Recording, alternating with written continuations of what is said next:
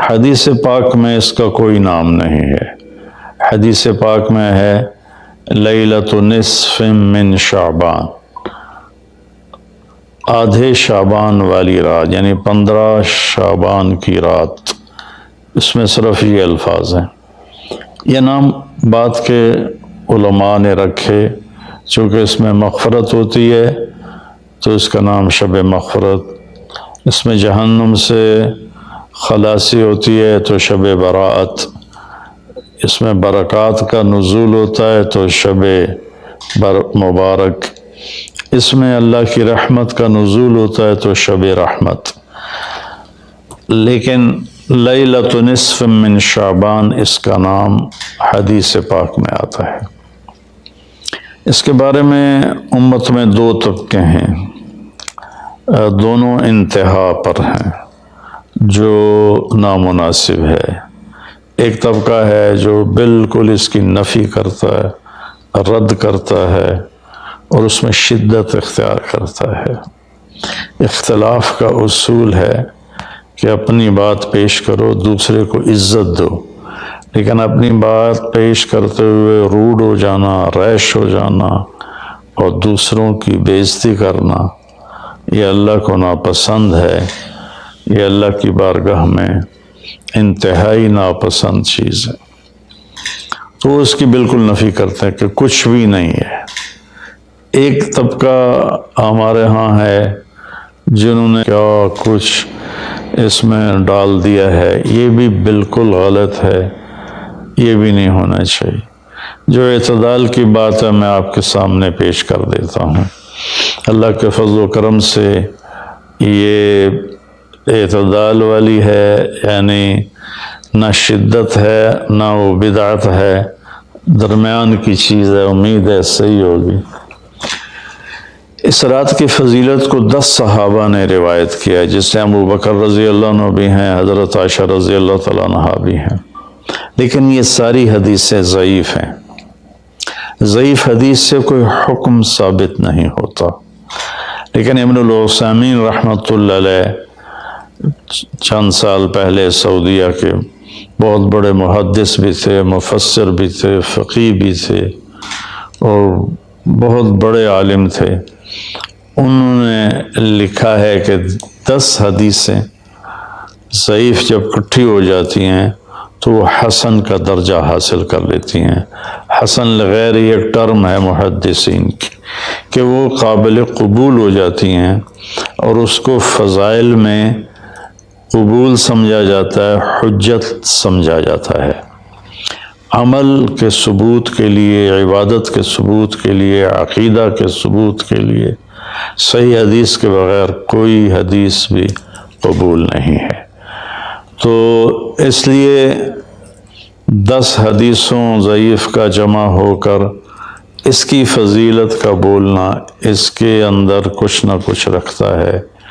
اور فضیلت جو اللہ کے نبی نے ارشاد فرمائی کہ 15 شعبان کی رات کو حضرت عائشہ فرماتی ہیں میں اٹھی تو آپ بستر پر نہیں تھے، تو میں ڈھونڈنے نکلی تو آپ جنت البقیع میں پہنچے ہوئے تھے۔ تو آپ نے دیکھ کر کہا عائشہ تو کیا سمجھتی ہے کہ اللہ اس کا رسول تمہارے ساتھ خیانت کریں گے؟ میں تو بقیع والوں کے لیے آیا تھا دعا کرنے۔ پھر آپ نے فرمایا آج کی رات وہ رات ہے جس میں اللہ تبارک و تعالی بنو کلب ایک قبیلہ ہے جن کے پاس بھیڑ بکریاں بہت زیادہ تھیں، کہا عائشہ جتنی بنو کلب کی بھیڑ بکریوں کے جسم پر بال ہیں ان بالوں کی تعداد کے برابر اللہ تعالیٰ اپنے بندوں کو مغفرت فرماتا ہے، جہنم سے خلاصی فرماتا ہے۔ اس پر شب برات اور شب مغفرت علماء نے اس کا نام رکھا، میرے نبی کی زبان سے یہ نام نہیں نکلا۔ تو اس کی یہ فضیلت ہے کہ اس میں اللہ تعالیٰ کی طرف سے بخشش کا نزول ہوتا ہے۔ باقی یہ جو کہتے ہیں کہ اس میں فرشتہ اترتا ہے اور سارے سال کا بجٹ بتاتا ہے اور سارے سال کے واقعات، یہ کسی حدیث میں میری نظر سے نہیں گزرا۔ سورہ دخان میں فیہا یفرق کل امر حکیم کا جو آیت آتی ہے، تو اس سے پہلے کی آیت شب برات کی نفی کرتی ہے، انا انزلناہ فی لیلۃ مبارکۃ، کہ ہم نے اس سے مبارک رات میں اتارا قرآن پاک۔ تو قرآن پاک تو لیلۃ القدر میں اترا ہے، تو اگر کوئی کسی قسم کے اعلانات ہوتے ہیں تو پھر شب قدر میں ہوتے ہیں، اس رات میں نہیں ہوتے۔ دوسرا یہ ہے کہ اس کے روزے اور بندگی کے بارے میں، شب قدر کی اللہ کے واسطے میری بات دھیان سے سنو، اللہ کی قسم کوئی خاص عبادت میرے نبی نے نہیں بتائی، لیلۃ القدر کی کوئی خاص عبادت میرے نبی نے نہیں فرمائی۔ حضرت عائشہ رضی اللہ عنہ نے پوچھا، یا رسول اللہ اگر مجھے لیلۃ القدر نصیب ہو تو میں کیا کروں؟ کہا یہ دعا پڑھو، اللہم انک عفو تحب العفو فاعف عنی، اللہ تو معاف کرنے والا ہے، معافی کو پسند فرماتا ہے، مجھے معاف فرما۔ تو میرے نبی کی عبادت وہی 11 رکعت تہجد کے نوافل تھے، چاہے وہ شب قدر تھی، چاہے وہ شب برات تھی، چاہے وہ شب جمعہ تھی۔ تو اب اس کے نام پر لوگوں نے کیا کیا خرافہ، چونکہ ہم قرآن اور حدیث سے نہیں جڑے، کتابیں لکھی ہوئی ہیں، کس نے لکھی، اس کی سند کیا ہے، اس کی تمیز ہی کوئی نہیں ہے، تو وہ پھر بہت ہی زیادہ 4 رکعت پڑھو، پہلی رکعت میں یہ پڑھو، دوسری میں یہ پڑھو، تیسری میں یہ، چوتھی میں یہ سب بدعات ہیں، ان کا کوئی تعلق نہیں میرے نبی کے کسی بھی فرمان سے۔ میرے نبی نے صرف عبادت کا فرمایا ہے، عبادت تو شب قدر میں بھی کوئی خاص عمل نہیں۔ اور دوسری بات یہ کہ اگر آپ نے عبادت کرنی ہے تو مسجد نہیں گھر، مسجد نہیں گھر، مسجد نہیں گھر۔ میرے نبی نفلی بندگی گھر میں ادا فرماتے تھے۔ اب شب برات میں صلاۃ تسبیح کی جماعت ہو رہی ہوتی ہے، یہ کتنی بڑی نادانی کی بات ہے۔ نفلوں کی تو جماعت ہی نہیں ہوتی، تو یہ صلاۃ تسبیح کی جماعت کروا رہے ہوتے ہیں۔ نفلی عبادات کے بارے میں اللہ کے نبی کا طریقہ گھر میں پڑھنا ہے، اور اللہ کی طرف سے بھی ہمیں جو اشارہ ملتا ہے، فاذکر اسم ربک وتبتل الیہ تبتیلا، اپنے اللہ کو خوب یاد کریں اور لوگوں سے کٹ جائیں بالکل، اور سب سے کٹ کے آپ اپنے رب کو یاد کریں۔ وَمِنَ اللیل فتہجد بہ نافلۃ لک عسیٰ ان یبعثک ربک مقاما محمودا فإذا فرغت فانصب وإلی ربک فارغب۔ ان ساری آیات کا خلاصہ یہ بنتا ہے کہ نفلی عبادات سنتیں بھی ہوں گھر میں پڑھو، اور خاص طور پر جو ایسی راتوں کی عبادت ہوتی ہے، مسجدوں میں اکٹھے ہونا اور اس رات میں جھنڈیاں لگانا، پھر آتش بازی کرنا، یہ آتش بازی تو بالکل ہی اسراف ہے اور خرافات ہے۔ تو میری گزارش ہے کہ میرے نبی کی جو سنت ہے، آپ نفلی بندگی عبادات اپنے گھر میں فرمایا کرتے تھے۔ اس رات میں اگر آپ عبادت کرنا چاہتے ہیں، مسجد کی بجائے گھر کو مسجد بنائیں۔ وَجْعَلُوا بُيُوتَكُمْ قِبْلَةً وَأَقِيمُوا الصَّلَاةَ، اللہ نے بنی اسرائیل سے فرمایا اپنے گھروں کو مسجد بنا لو اور نمازیں قائم کرو۔ تو ہم بھی اپنے گھروں کو خالی نہ چھوڑیں، اس میں ساری فیملی اکٹھی ہو کے نوافل کا اہتمام کرے۔ مسجد فرائض کے لیے ہے اور نوافل کے لیے گھر ہیں، تو امید ہے میری اس بات پہ آپ غور فرمائیں گے، ناراض نہیں ہوں گے۔ تو میرے بھائی بہنوں، اس رات میں کوئی بندگی عبادت مخصوص نہیں۔ ہاں، آپ تہجد کے نوافل پڑھیں، ساری رات پڑھیں، آپ قرآن کی تلاوت کریں، ساری رات کریں، آپ اللہ کا ذکر فرمائیں، ساری رات فرمائیں، آپ دعا مانگیں چاہے ساری رات مانگیں۔ یہ مخصوص اعمال یہ ہیں: نماز، تلاوت، ذکر اور دعا، اور آنسوؤں کے ساتھ۔ اپنی کھیتی کو پانی نہ لگے تو سوکھ جاتی ہے، ایسے ہی دل میں بھی ایک کھیتی آباد ہے ایمان کی، اسے آنسوؤں کے چند قطرے ہی سمندر کی طرح سیراب کر دیتے ہیں۔ تو آنسوؤں کے ساتھ نہ ہو تو کم از کم رونے والی کیفیت ہو۔ تو یہ تو اتنا سا شب برات ہے۔ روزے کے بارے میں جو ابن ماجہ کی روایت ہے، قوموا لیلہا وصوموا شہرہا، یہ روایت بہت شدید ضعیف ہے، اور علامہ البانی رحمۃ اللہ علیہ نے اس کو موضوع قرار دیا ہے۔ تو اس میں روزہ اس نیت سے رکھنا کہ میرے نبی کی سنت ہے، یہ غلط ہے، اس طرح یہ بدعت بن جائے گا۔ کوئی ویسے نفلی روزہ اس رات میں رکھنا چاہتا ہے مستحب سمجھ کے، نفل سمجھ کے، وہ میرے خیال میں اس میں کوئی قباحت نہیں ہے، لیکن سنت سمجھ کے اگر وہ رکھنا چاہتا ہے تو یہ بات صحیح نہیں ہے، چونکہ روزے والی روایت بالکل قابل اعتبار، قابل حجت نہیں ہے۔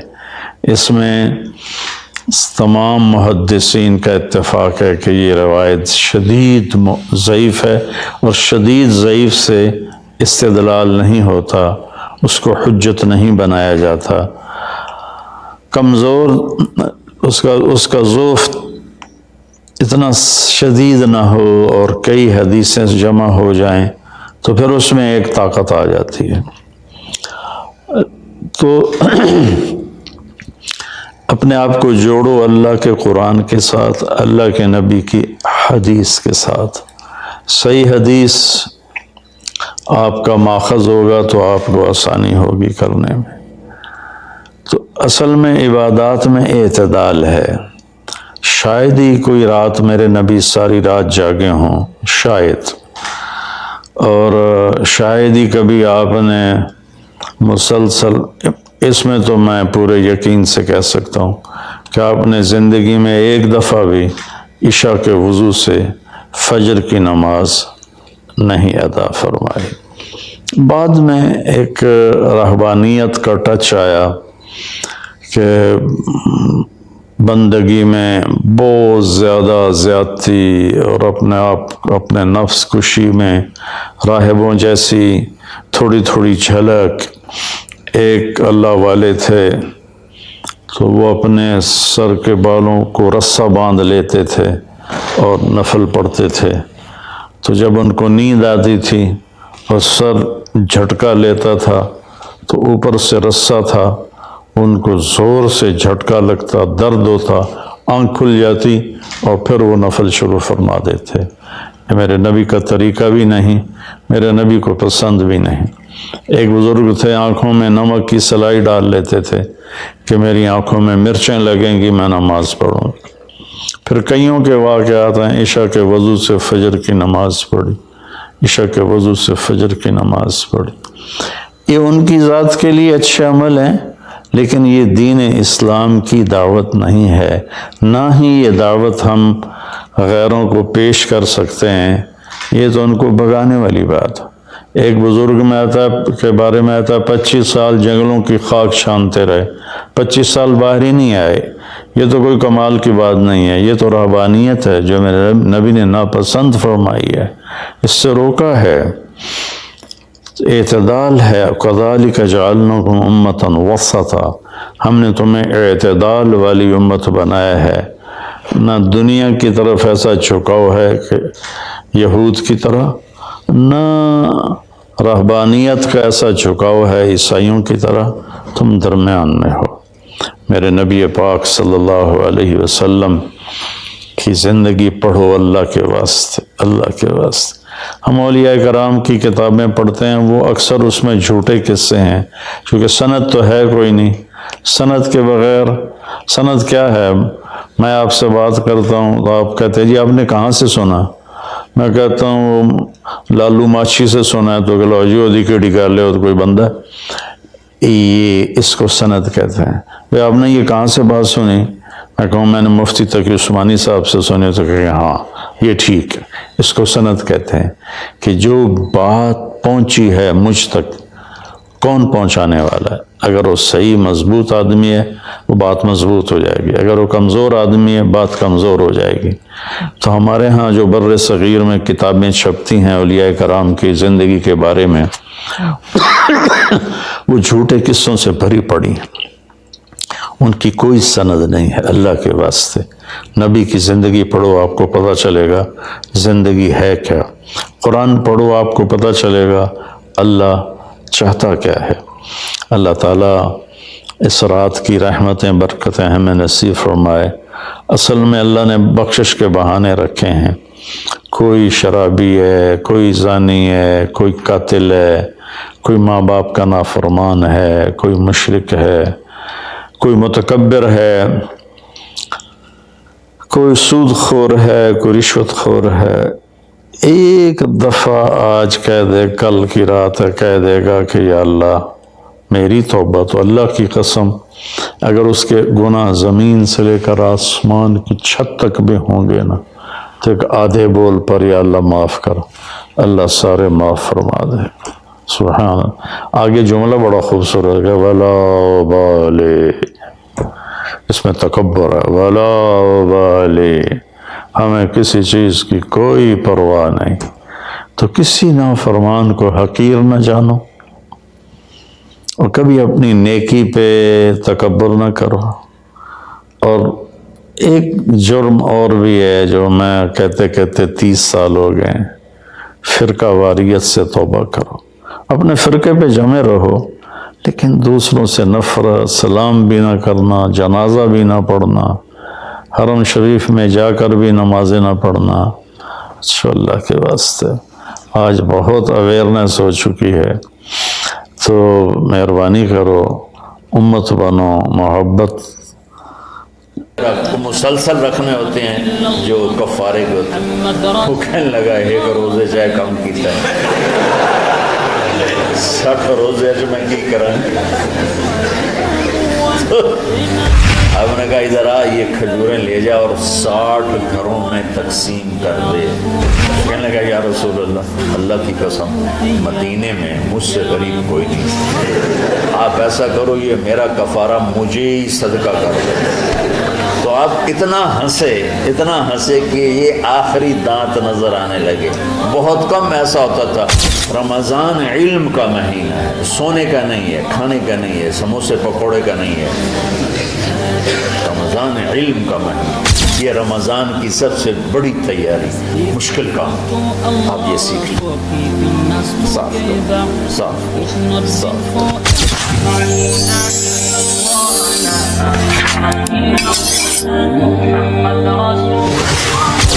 سارے مہینوں کے نام عربوں نے رکھے، محرم، صفر، ربیع الاول، ربیع الثانی، جمادی الاولی، جمادی الثانی، رجب، شعبان، رمضان، شوال، ذوالقعدہ، ذوالحج۔ اس میں جو رمضان ہے یہ نام اللہ نے رکھا، باقی مہینوں کے نام تو رکھے عربوں نے۔ پھر ان کی زبان پہ اللہ لایا رمضان، چونکہ ابھی تو دنیا بھی نہیں بنی تھی اور اللہ نے قرآن کی تلاوت فرمائی تھی، تو اس قرآن میں تھا شہر رمضان الذی انزل فیہ القرآن۔ تو رمضان کا نام اللہ نے پہلے سے چن رکھا تھا، پھر ان سے رکھوا دیا۔ رمضان کہتے ہیں رمض یرمز، جل جانا، جل جانا۔ رمضان کو رمضان کیوں کہتے ہیں؟ اس میں گناہ جل جاتے ہیں۔ مسلمان پہلا روزہ رکھتا ہے اور اس کے گناہ اللہ جلانا شروع کرتا ہے۔ اس کی بھوک پیاس کی آگ میں گناہوں کو ڈالتا ہے، جلاتا ہے۔ آخر 29 رمضان یا 30 رمضان آخری رات اللہ تعالیٰ اس کی پچھلے سال کے سارے گناہ معاف فرما دیتا ہے۔ تو اس کو اس سے تشبیہ دی گئی کہ جیسے جلنے سے چیز ختم ہو جاتی ہے، رمضان کے روزے کی بھوک اور پیاس کی تپش سے اللہ تعالیٰ پچھلے سال کے سارے گناہوں کو معاف فرما دیتا ہے۔ تو ہم نے رمضان میں شروع کی کہ یہ رحمتوں کا مہینہ، ہر چیز کی برکت کا مہینہ، ہر شے کی اللہ کی طرف سے فراوانی اس میں ہے، علم کی بھی، ہدایت کی بھی، رزق کی بھی۔ پھر اللہ نے اس مہینے کا نام خود رکھا، شہر رمضان، شہر رمضان۔ اس میں شب قدر رکھی، اس میں رات کی ایک نماز۔ اچھا، پہلی امتوں پہ روزہ فرض تھا افطاری سے افطاری، افطاری سے افطاری، بہت شدید تھا، 24 گھنٹے کا روزہ۔ بس افطاری کے بعد آنکھ لگ جاتی تو روزہ اگلا شروع ہو جاتا تھا۔ تو ہم پر بھی پہلے ایسے ہی روزہ اترا، افطاری سے افطاری۔ تو ابن سرمہ رضی اللہ تعالی عنہ اونٹ چرانے والے تھے، وہ شام کو لوٹے تو بیوی سے پوچھا کوئی افطاری کا سامان ہے؟ انہوں نے کہا ہے تو نہیں، میں کہیں سے لے آتی ہوں۔ وہ گئیں افطاری کا کوئی سامان لینے، ان کو تھوڑی دیر ہو گئی اور ان کی آنکھ لگ گئی، تھکے ہوئے تھے، سورج ڈوب گیا۔ جب وہ آئیں تو ان کا ہائے سرمہ تو ہلاک ہو گیا۔ تو کیا ہوا؟ کہ اگلا روزہ شروع ہو کیونکہ تیری آنکھ لگ گئی۔ تو انہوں نے کہا چلو کوئی بات نہیں، لیکن ظہر کے وقت بے ہوش ہو گئے۔ ایک روایت میں آتا ہے نماز پڑھنے آئے اور گر گئے، اور ایک میں آتا ہے گھر میں بے ہوش ہوئے۔ تو جو بھی صورتحال تھی اللہ کے نبی کو پتہ چلا۔ کیا ہوا؟ سرمہ کہا جی وہ افطاری کر نہیں سکے تو روزہ شروع ہو گیا تو بے ہوش ہو گئے۔ تو اللہ کے نبی رنجیدہ ہوئے تو اللہ تعالیٰ نے قرآن اتار دیا، چلو میرے محبوب ساری رات کھاؤ حتیٰ یتبین لکم الخیط الابیض من الخیط الاسود من الفجر، کہ میرے محبوب صبح صادق تک آپ کی امت کو اجازت ہے کھاؤ۔ پہلی امتوں پر افطاری سے افطاری، لیکن ان کی نماز تراویح نہیں تھی۔ تو ہمیں اللہ تعالیٰ نے دیا سحری تک، پوری رات۔ اچھا، ایک صحابی آئے، یا رسول اللہ میں تو مارا گیا۔ آپ نے کہا کیا ہوا؟ کہا میرا روزہ تھا، میں بیوی کے پاس چلا گیا۔ آپ نے کہا تو پھر تو غلام آزاد کر، کفارہ دے۔ کہا جی میں تو خود غریب آدمی ہوں، غلام کہاں سے آزاد خریدنا پڑے؟ آپ نے کہا 60 مسکینوں کو کھانا کھلا۔ کہ میں آپ مسکین ہیں، میں کینوں کھانا کھلاؤں؟ آپ نے فرمایا پھر آخری ہے کہ 60 روزے مسلسل رکھنے ہوتے ہیں جو کفارے کے ہوتے ہیں۔ وہ کہنے لگا ایک روزے چاہے کم کیتا ہے، 60 روزے جو میں کی کریں گے۔ آپ نے فرمایا اچھا ٹھیک ہے بیٹھ جاؤ، بیٹھ گئے۔ تھوڑی دیر ہوئی تو ایک انصاری صحابی کھجوروں کا ٹوکرا لے کر آیا کہ یا رسول اللہ یہ صدقے کی کھجوریں تقسیم فرما دیں۔ تو آپ نے فرمایا بھائی وہ کدھر ہو؟ کہا جی بیٹھا ہوں۔ آپ نے کہا ادھر آ، یہ کھجوریں لے جا اور 60 گھروں میں تقسیم کر دے۔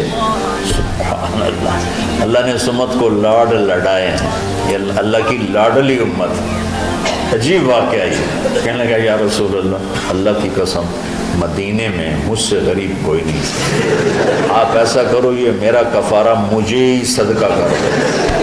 تو آپ اتنا ہنسے کہ یہ آخری دانت نظر آنے لگے۔ بہت کم ایسا ہوتا تھا فضحک حتی بدت نواجذہ، ایسا ہنسنا آپ کبھی کبھی ہنستے تھے کہ آخری دانت پورا منہ کھل جائے، تو آپ اتنا ہنسے کہ آخری دانت تک نظر آنے لگے۔ تو آپ نے کہا اچھا جا لہجہ تیرے واسطے، لیکن یہ صرف تیرے لیے اور کسی کے لیے نہیں۔ تو جب ایسی خیانت ہوئی تو اللہ تعالیٰ نے دوسرا حکم بھی اتار دیا باشروہن، کہ تمہارے لیے بیوی بھی حلال ہے، کھانا بھی حلال ہے جب تک صبح صادق نہیں ہو جاتی۔ لیکن اللہ نے ہمیں ایک نماز عطا فرما دی جس کو ہم آج صلاۃ التراویح کہتے ہیں. میرے نبی کے زمانے میں اسے قیام اللیل کہا جاتا تھا. تراویح کا نام کب پڑا اس کا تو مجھے پتہ نہیں، کہیں نہ کہیں لکھا ہوگا، لیکن صحابہ کے دور میں اس نماز کا نام تھا قیام اللیل. اس لیے حضرت عائشہ رضی اللہ تعالیٰ عنہ کی روایت ہے جس سے 8 رکعت والے حضرات استدلال کرتے ہیں کہ رمضان اور غیر رمضان میں اس کو امام بخاری نے قیام اللیل کا ہی عنوان دیا ہے. آپ نے 11 رکعت سے زیادہ نماز نہیں پڑھی. ایک ضعیف روایت میں ہے کہ آپ نے 3 دن پڑھائی نماز. یہ تو صحیح روایت ہے. کتنی رکعت پڑھائی؟ تو ایک ضعیف روایت میں ہے کہ 20 رکعت پڑھائی. اچھا، ضعیف روایت سے عبادت ثابت نہیں ہو سکتی حکم شرعی. تو جب حضرت عمر رضی اللہ تعالیٰ عنہ نے سب کو، اب میرے نبی کے دور میں 3 دن کے بعد آپ تو آئے نہیں کہ کہیں فرض نہ ہو جائے، تو صحابہ اپنے طور پر قرآن سنتے تھے ٹولیوں میں. صدیقی دور میں 2 سال وہ فتنوں میں گزرا، تو اس میں بھی اسی طرح چلا کہ ٹولیوں میں ہوتے. حضرت عمر رضی اللہ عنہ کے زمانے میں حکومت مضبوط ہو گئی، طاقتور ہو گئے. تو ابتدائی سالوں میں نہیں، چند سالوں کے بعد اب مسجد میں تشریف لائے تو لوگ اس طرح کوئی 4 ادھر 4 ادھر 5 ادھر 10 ادھر 20 ادھر، کہنے لگے ان کو ایک امام پہ جمع کر دیا جائے تو کتنا اچھا ہوگا. تو آپ نے سب کو اکٹھا کیا اور ابی بن کعب رضی اللہ تعالیٰ عنہ کو امام بنایا اور سب کو ایک نماز پہ جمع کر کے 20 رکعت کا حکم عطا فرمایا. تو حضرت عمر کا یہ عمل اس حدیث کو مضبوط کر دیتا ہے کہ جو کہ میرے نبی نے کہا علیکم بسنتی و سنت الخلفاء الراشدین من بعدی، کہ میری اور میرے خلفاء راشدین کی سنت پر مضبوطی سے عمل کرنا. تو حضرت عمر کا جو 20 رکعت طے کرنا ہے، اگر ان کا اپنا اجتہاد ہے تو بھی ہمارے لیے عمل کے لیے کافی ہے، اور اگر ان کو یہ یاد ہے کہ میرے نبی نے 20 پڑھی تھیں تو اور زیادہ اچھی بات ہے. لیکن بہرحال جو 8 پڑھتا ہے ہمارا اس پہ بھی کوئی اعتراض نہیں، کیونکہ وہ بھی حدیث کے ساتھ بات کرتا ہے. اور باقی پوری امت 20 پڑھتی ہے، ان پر بھی اعتراض نہیں. میں ایک جگہ سے گزر رہا تھا، نماز کا وقت ہو گیا، اہل حدیث کی مسجد تھی، میں وہاں نماز پڑھنے چلا گیا تو ایک بہت بڑا اشتہار لکھا ہوا تھا 20 تراویح ثابت کرنے والے کو 5 لاکھ روپے انعام. کس قدر بے وقوفی ہے، کس قدر احمقانہ یہ امت کی باتیں ہیں. تو 20 تراویح، سینکڑوں سال سے امت کا عمل 20 تراویح آ رہا ہے. تراویح کا نام جو پڑھا مجھے یوں لگتا ہے کہ اہل مکہ، یعنی اہل مکہ جو تھے نا، وہ 4 تراویح پڑھ کے ایک طواف کرتے تھے. تو وہ آرام کے لیے ہوتا، ترویحہ آرام، تھوڑی دیر کا آرام. تو 4 تراویح کے بعد ایک طواف کرتے تھے. وہ چھوٹا سا طواف 10 منٹ میں ختم ہو جاتا تھا، اور پھر 4 تراویح پڑھتے تھے، پھر طواف کرتے تھے، پھر 4 پڑھتے تھے، پھر طواف کرتے تھے. یہ صحابہ کے تھوڑے بعد کے دور کے بعد. تو مدینے والوں کو پتہ چلا کہ مکے والے تو یہ کرتے ہیں. وہ کہنے کے آسا کی کری، ان کا ایسی 40 تراویح پڑھا، 40 رکعت. وہ 40 رکعت پڑھتے تھے. تو نوافل میں کوئی سختی نہیں کہ بھائی 8 سے زیادہ نہیں پڑھنی، بدعت ہو جائے گی، اور 20 پڑھنا بدعت ہے. یہ سب جہالت کی بات ہے. یہ 8 پڑھ رہے ہیں یہ غلط ہے، یہ بھی حماقت کی بات ہے. جو صحیح حدیث سے دلیل پکڑ کے کوئی عمل کرتا ہو تو بھائیو اس سے بحث نہ کیا کرو، مناظرہ نہ کیا کرو. یہ بہت نادانی والی بات. آج کل جو یہ ہمارے افطاری کے اوقات ہیں، یہ سورج ڈوبنے کے بھی 2-2.5 منٹ بعد کے ہیں کہ احتیاطاً. ٹھیک ہے، چلو احتیاط کر لو، کوئی مسئلہ نہیں. لیکن اصل ہے ادھر چونکہ اب سورج ہمیں نظر ہی نہیں آتا ہے، اس طرح ہم گھرے ہوئے ہیں شہروں میں. دیہاتوں میں بھی اب اس طرح کا ماحول ہے کہ وہ نظر نہیں آتا ہے. تو بہتر کیا ادھر سورج غائب ہو ادھر لقمہ منہ میں جائے، لیکن یہ تب ہے جب آپ نظر آ رہا ہو۔ اب جب آپ یہاں بیٹھے ہو حسنین میں تو یہاں تو کوئی سورج نظر نہیں آئے گا، یہاں تو مینار ہی نظر آئے گا، تو لہٰذا احتیاط تھی۔ ہمارے اہل حدیث بھائی وہ 2 منٹ پہلے ہم سے افطار کرتے ہیں، وہ بڑی اچھی بات ہے کہ سورج کے غروب ہونے کا جو اصل وقت ہے اس کے ساتھ ہی افطار کرنا۔ اور سحری میں ایک واقعہ سناتا ہوں، آپ سحری کھا رہے تھے، بکرے کی سری پکی ہوئی تھی، تو مولا علی رضی اللہ تعالیٰ عنہ اور رباز بن ساریہ رضی اللہ تعالیٰ عنہ آپ کے ساتھ کھانا کھا رہے تھے، تو حضرت بلال آئے، یا رسول اللہ وقت ختم ہو گیا ہے، میں اذان دینے جا رہا ہوں، آپ برائے مہربانی کھانا پینا بند کریں، اور یہ کہہ کر چلے گئے۔ چھت ایک انصاری عورت تھی، اس کے گھر کی چھت پہ چڑھ کے اذان دیتے تھے، چڑھنے لگے تو پھر واپس آئے کہ دیکھوں اللہ کے نبی نے کھانا چھوڑ دیا یا نہیں، آگے دیکھا تو وہ کھا رہے تھے، انہوں نے کہا یا رسول اللہ واللہ لقد اصبحت، یا رسول اللہ اللہ کی قسم سحری کا وقت ختم ہو گیا، صبح ہو گئی۔ تو آپ نے ہاتھ پیچھے کر لیا، کہہ رہے تیرا بھلا ہو بلال، ابھی وقت باقی تھا، تیرے قسم کھانے پر اللہ نے اس کو پہلے نکال دیا کہ تیری قسم کہیں جھوٹی نہ پڑ جائے۔ تو حضرت علی نے فرمایا کہ اگر بلال قسم نہ کھاتے تو جب تک میرے نبی کھاتے رہتے صبح صادق نہیں ہونی تھی، تو بالکل آخری وقت میں آپ کھاتے تھے تاکہ کم سے کم وقت امت پہ بھوک کا آئے۔ تو اللہ تعالیٰ آپ کے علم میں برکت دے۔ رمضان علم کا مہینہ ہے، سونے کا نہیں ہے، کھانے کا نہیں ہے، سموسے پکوڑے کا نہیں ہے، رمضان علم کا مہینہ۔ تو اب جب دوبارہ تھوڑا سا موسم ٹھنڈک کی طرف گیا اور رات کچھ تھوڑی لمبی ہونے لگی تو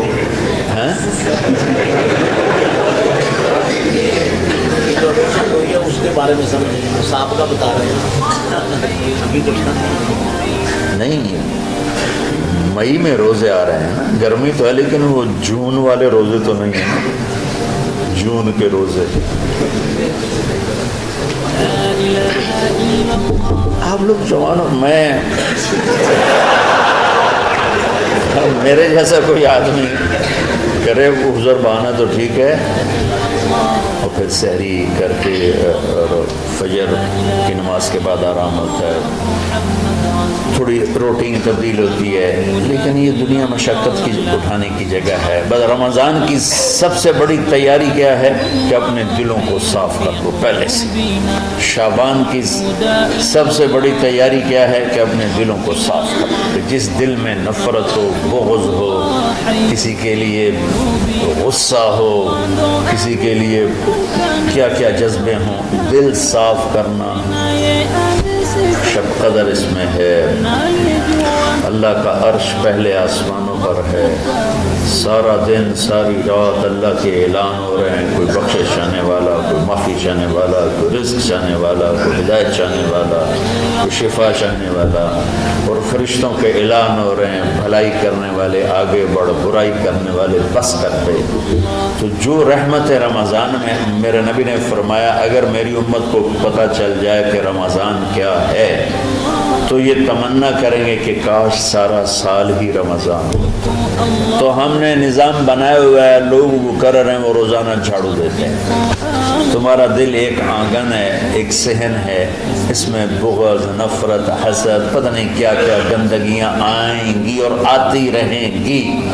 بچوں ایک کام کرو، جھاڑو پکڑ لو، صاف۔ یا اللہ معاملہ تجھ سے کرنا ہے، لوگوں سے نہیں۔ کسی نے برا کہا، کسی نے غیبت کی، کسی نے گالی دی، کسی نے دھکا دیا، کسی نے حق مارا، کسی نے کچھ کیا، یا اللہ تیرے سبب میں نے اپنے دل کو سب سے صاف کیا، میں نے اپنے دل کو سب سے صاف کیا۔ یہ اتنی بڑی عبادت ہے کہ بڑے بڑے نفلوں والے، تہجد والے، حج عمرے روزے والے تمہیں نہیں پکڑ سکے، کیونکہ اس کا کرنے والا دنیا میں کوئی نہیں۔ نفل پڑھنے والے تو بے شمار ہیں، عمرے کرنے والے بے شمار ہیں، علماء بے شمار ہیں، حاجی بے شمار ہیں، سخاوت کرنے والے بے شمار ہیں، لیکن اس ٹکڑے کو صاف کرنے والا لاکھوں میں ایک بھی نہیں۔ مشکل کام آپ یہ سیکھ لیں، صاف کرو، صاف کرو، صاف کرو۔ یہ رمضان کی سب سے بڑی تیاری، جس دل میں بغض بھرا ہو، نفرت بھری ہو، حسد بھرا ہو، کینہ بھرا ہو، اس میں خاک آئے، اس میں تو علم کی ایک کرن بھی نہیں آئے، زبان سے چاہے جتنے مرضی موتی بکھیرے، دل اس کا اندھا ہوگا۔ لا تعمل ابصار ولكن تعمل قلوب التي في الصدور، یہ آنکھوں سے اندھے نہیں، دل سے اندھے ہیں۔ تو ساری امت سے کہتا ہوں رمضان کا استقبال کرو، دلوں کو صاف کر کے، نفرتوں کو مٹا کے، مذہبی نفرت، دنیاوی نفرت، رشتوں کی نفرت، بول چال کی نفرت، سیاست کی نفرت، لین دین کی نفرت، ان سب سے اپنے دل کو صاف کرو تاکہ رمضان میں اللہ نے علم اتارا، اللہ تعالیٰ آپ کو علم عطا فرمائے، اور باقی لوگ جو عام دنیا میں زندگی گزار رہے ہیں ان کے دلوں میں اللہ رمضان کا نور اتارے اور اپنے اور ہدایت کا نور اتارے۔ یہ سب سے بڑی تیاری ہے اس کی۔ اور آپ میں جو حفاظ ہیں وہ ترتیب بناؤ، آپ کے اعزازہ بنائیں گے، آپ الگ الگ اپنا یہاں ٹولیوں میں بٹ کے، جیسے ماشاءاللہ پہلے ہوتا تھا، اپنا قرآن سناؤ، 10 دن میں سناؤ، ہفتہ میں سناؤ، 20 دن میں سناؤ، 3 دن میں سناؤ، تمہاری مرضی ہے، لیکن یہاں فضا بنے، چاروں طرف قرآن پڑھا جا رہا ہو، تو ایسے صرف دیکھ کر ہی ایمان تازہ ہو جاتا ہے۔ تو جو آپ میں حفاظ ہیں وہ غافل نہ ہونا کہ نو جی میں نے دعا یاد نہیں ہے، بھول گئے تو الگ بات ہے، کوئی کچا پکا ہے تو اس کے لیے تیاری کر کے سناؤ، کسی اچھے حافظ کو ساتھ لے کر، کچھ اور سنائے، کوئی یہ سنائے، اس طرح کر کے، کوئی ضروری نہیں تراویح میں ختم ہو، نفلوں میں اسے کر لو، لیکن حفاظ کوشش کرو کہ قرآن زبان سے ادا ہو جائے۔ رمضان میں جو قرآن سناتا رہتا ہے اسے ساری زندگی قرآن یاد رہتا ہے، اور کسی سے گلہ ہے، غصہ ہے، ناراضگی ہے، کسی سے بولتے نہیں ہو،